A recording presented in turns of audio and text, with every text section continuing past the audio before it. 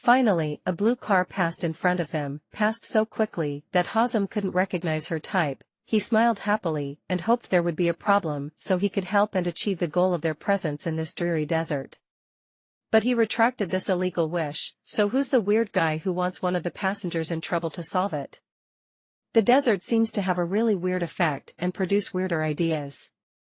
After the car passed in front of them at a crazy velocity, it stopped so badly that her tires sounded annoying and the wind was no longer the only thing around the place, and then the car came back at a medium speed and the eyes of the seated looked forward.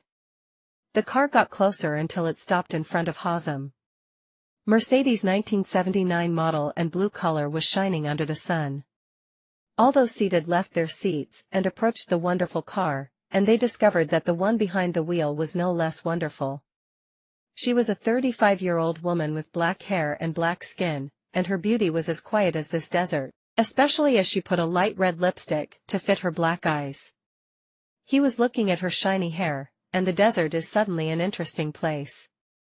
He wouldn't have had the chance to see a beautiful lady and a wonderful car at the same time if he went to college, and once again blamed himself for that crap surrounding his thoughts. Apparently he hadn't grown up yet. The lady smiled at him, and he smiled back, but he glimpsed a golden ring around her finger, mostly a wedding ring, and he was frustrated. Volunteers turned around to find out why she was parked in the middle of the desert like this, and Hazem started talking so fast that he could talk to her before someone intervened and said, "Is there a problem with the car?"